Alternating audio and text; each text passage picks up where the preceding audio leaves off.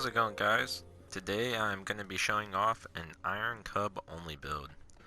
Now, it's a really fun build that you can use in pretty much all content in the game, and it can pretty easily walk through all of it. The biggest setback of it, I'm going to throw out front, is that Ironcub is pretty stupid. Ironcub has the worst AI in the game. It's worse than Psychos, and I am not lying about that. Sometimes it will just walk around and not shoot anyone, even though there's someone directly shooting it right in its face. But with that disclaimer out of the way, let's jump into it.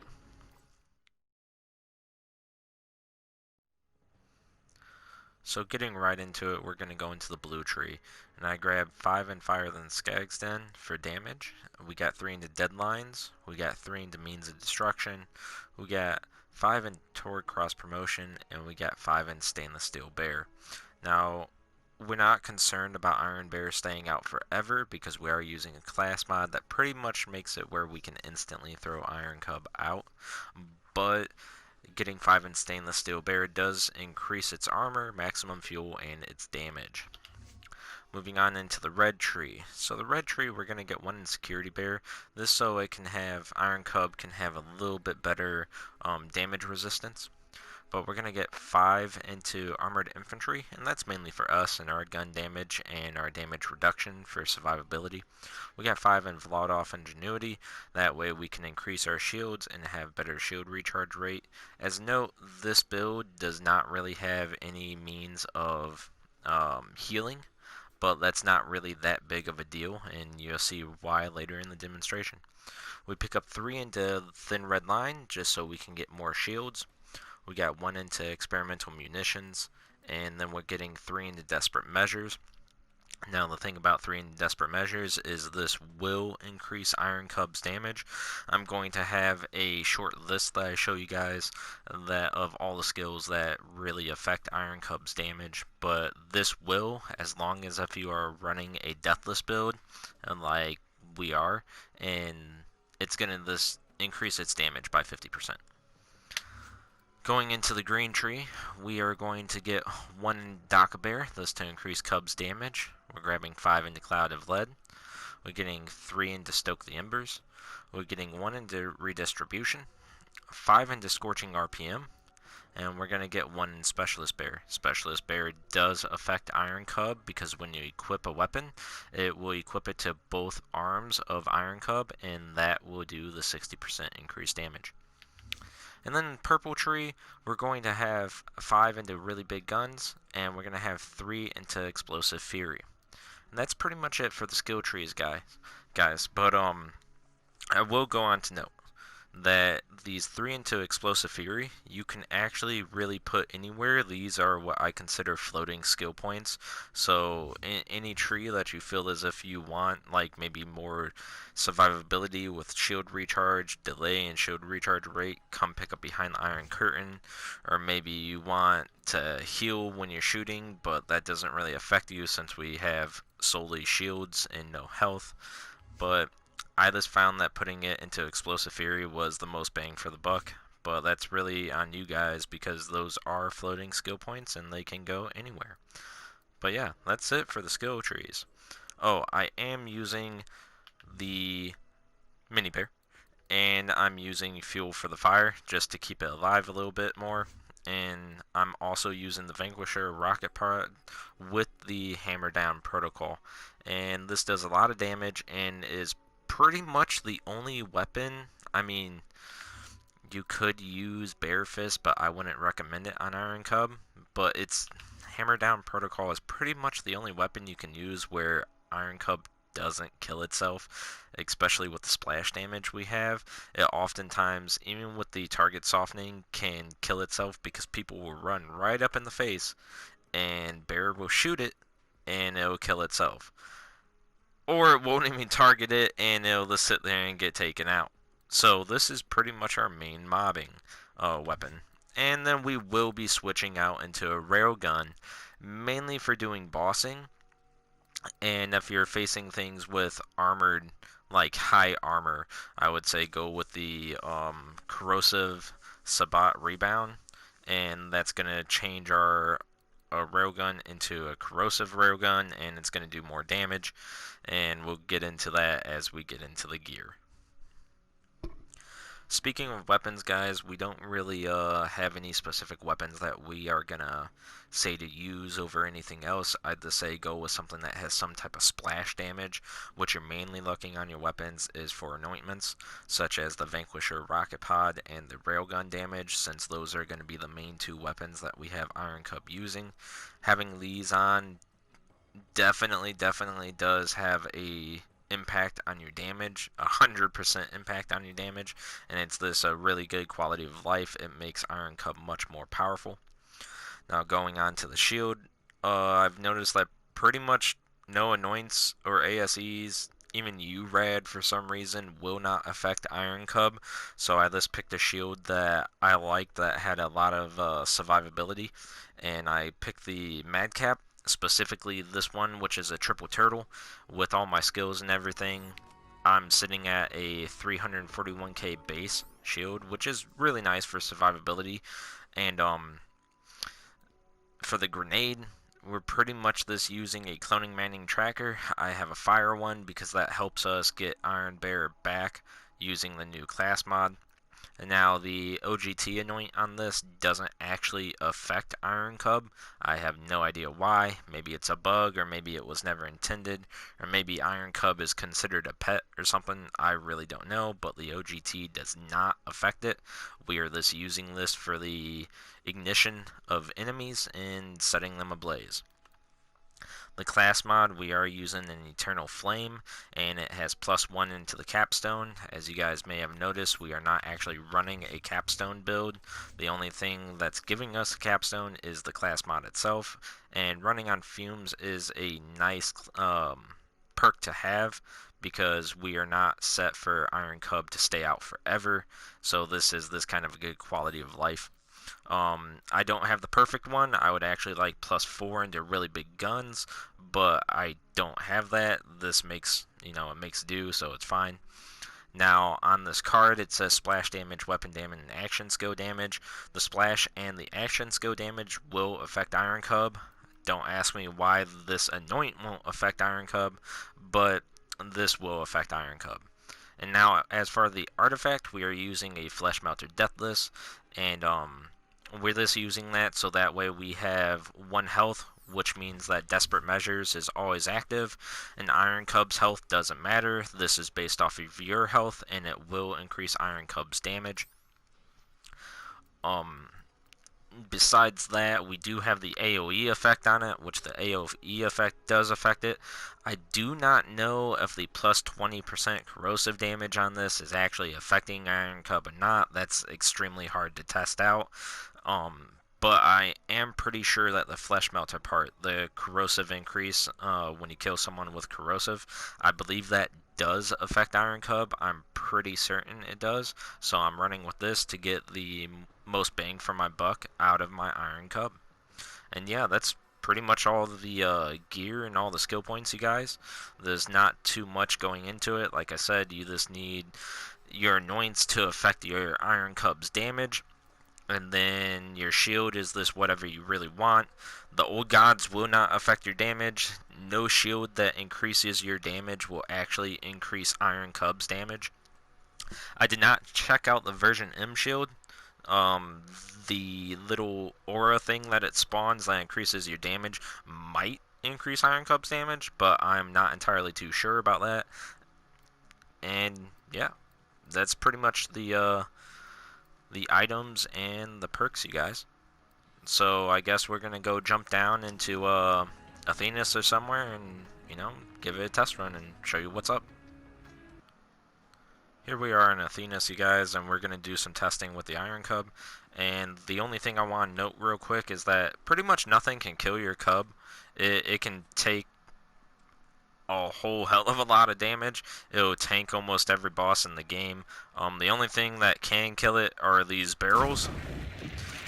So pretty much environmental factors. And if it gets hit by, like, you know, immunity death phases, such as like in the Guardian takedown. Besides that, Ironcub will pretty much face tank anything for you, so let's get rid of those barrels real quick. I do want to show that I have no Guardian rank on right now, so if you have Guardian rank on, this build's going to be even better. But let's just throw Cub out. I am using the nukes, so I'm using my weapon that has the anointment to do more damage. As you see, it did 34 mil there, and he's just going to launch these everywhere. If people are hiding behind stuff, it's really annoying that it doesn't like shoot through it and hit them, but 34 mil. Even this guy who has fire damage, right, who's normally resistant to like firing the Skag's Den or something, he should die in a shot or two, assuming... Oh, he died in one hit. And now let me throw a grenade. I threw a grenade. It's not going to do a lot of damage on its own, but let's see if I can see a damage number real quick. Throw another one. Oh, he died by the environment. Alright, summon him back. Throw a grenade real quick.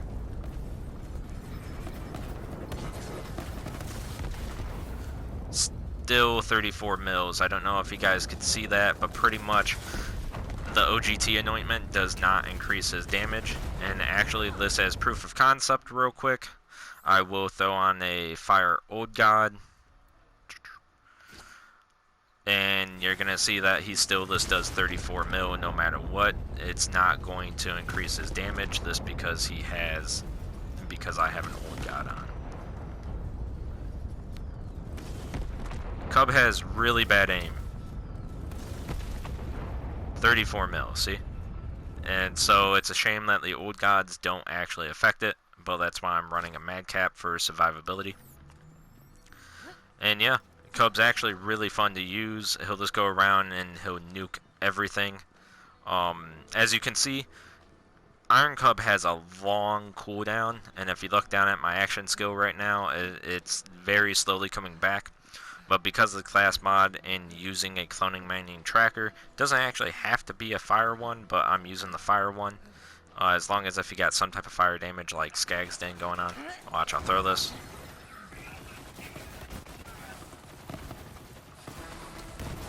Oh, there you go. Now I'm going to bring him out and let him do his thing. That's kind of what I mean. He likes to do his own thing and he won't target too well. That's why we're using these nukes. They have a huge radius. And for some reason right here, he always likes to try to come up top to take these guys out. I don't really understand why.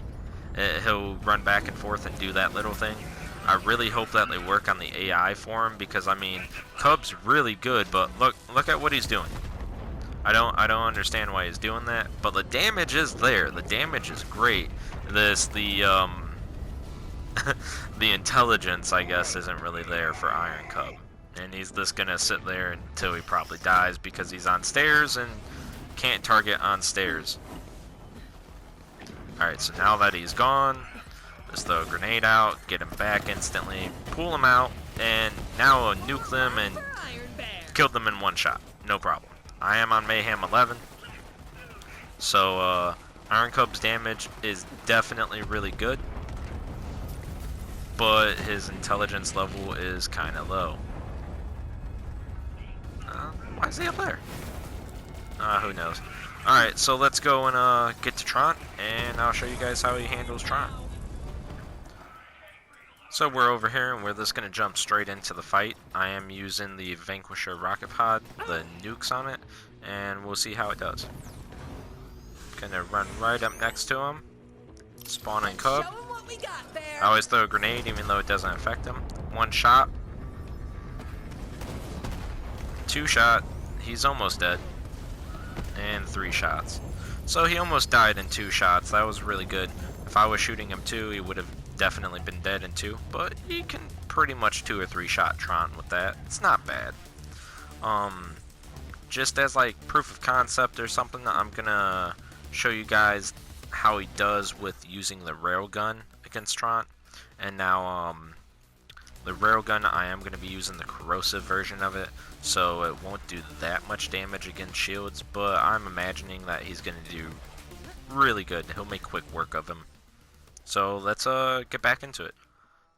So I did this, equip the railgun with the corrosive rounds, and we're going to see how he does. Now the flesh melter is not going to activate probably because there's no one for a bear to kill, but he should still make quick work of this guy. So I'm just going to throw at him right there.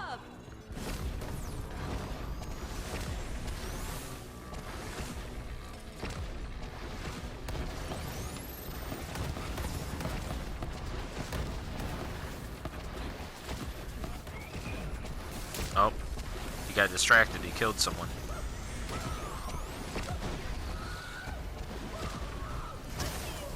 Okay, as you can see, he did kill him fairly quickly. I did throw 1 grenade that didn't affect it. Again, the OGT doesn't affect him. But, all in all, he made quick work of him. Not as fast as the nukes, but pretty quick. On the count that Tron has shield and flesh, and he was using corrosive, I'm pretty proud of the little guy. But when he's going against armored targets, as you've probably seen in the intro, I take out, I think, the Agonizer 9000 and the Genevieve. He pretty much made short work of both of them. Now, all in all, guys, if I have some pros and cons about this build, is some pros. Ironcub does do a lot of damage. You can get Cub to do an immense amount of damage. So everyone who likes to shit on Cub and say that Cub can't do damage, they're entirely wrong. Ironcub can put out great damage all around for mobbing and bossing. I do have, I think, a couple more cons than I do pros about it. The con is Ironcub is this stupid all around. It doesn't know what it's doing half the time. It doesn't target the people you want it to. Not only that, he doesn't know what he's doing most of the time. As for that, he also has a very short range. I was trying to do Ironcub on Grave Ward, and on Grave Ward, it's not that great. He won't target Grave Ward at all. It's extremely hard to get him to even, like when Grave Ward does the smash, I couldn't even get Ironcub to do target the hand. And same thing for the Psycho Reaver at the end of the DLC 4. He has a hard time hitting him when he goes into his giant phase and he gets off of the platform. And I'm pretty sure that has to do with how short of a range Ironcub actually has. I would say its range is only like maybe 20 meters. But besides that, I really like it. I really think that it's a fun build, and I think that if you guys try it out, you enjoy it too. It's really fun watching him run around and just nuke everything. If they could fix its AI a little bit, make it a little bit more intelligent, maybe increase its range a little bit, and then fix the old gods not working on it, the OGT not working on it, and several other factors not working on its damage, then I think Ironcub would this be the go-to build for Moze no matter what situation of content you're playing. But as it stands, I really like this build. It took me a while to get everything I needed and to do all the testing to work out what I consider to be one of the best Ironcub builds you can have. So do me a favor and maybe give this video a like. If you guys enjoyed the content, maybe consider subscribing, or don't. That's really up to you. But that's going to be it for this video, and I hope you guys take it easy, and happy hunting.